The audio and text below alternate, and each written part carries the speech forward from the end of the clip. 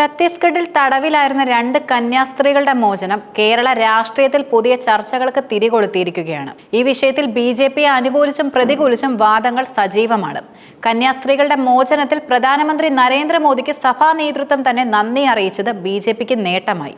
അതേസമയം ഈ അറസ്റ്റും തുടർന്നുള്ള സംഭവ വികാസങ്ങളും BJPയുടെ തലയിലിട്ട് രാഷ്ട്രീയ നേട്ടങ്ങൾ കൊയ്യാനുള്ള സാധ്യതകളാണ് കോൺഗ്രസും CPM തേടുന്നത്. ഈ രാഷ്ട്രീയ ആരോപണങ്ങൾക്കെതിരെ BJP നേതാവ് RS രാജീവ് സമൂഹ മാധ്യമങ്ങളിൽ പങ്കുവച്ച കുറിപ്പ് ഇപ്പോൾ വലിയ തോതിൽ പ്രചരിക്കുന്നുണ്ട്.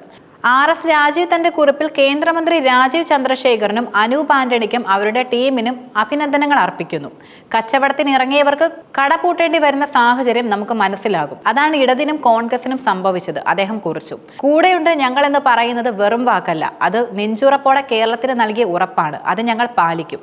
ഈ വാക്കുകളിലൂടെ കന്യാസ്ത്രീകളുടെ മോചനത്തിൽ തങ്ങളുടെ പങ്ക് വലുതാണെന്നും രാഷ്ട്രീയ ലാഭം കൊയ്യാൻ ശ്രമിക്കുന്ന പ്രതിപക്ഷത്തെ വിമർശിക്കാനുമാണ് BJP ശ്രമിക്കുന്നത്. Thalassery archbishop Mar Joseph Pamplany കന്യാസ്ത്രീകളുടെ മോചനത്തെക്കുറിച്ച് പ്രതികരിച്ചത് ഈ വിഷയത്തിൽ സഭയുടെ നിലപാട് വ്യക്തമാക്കുന്നു.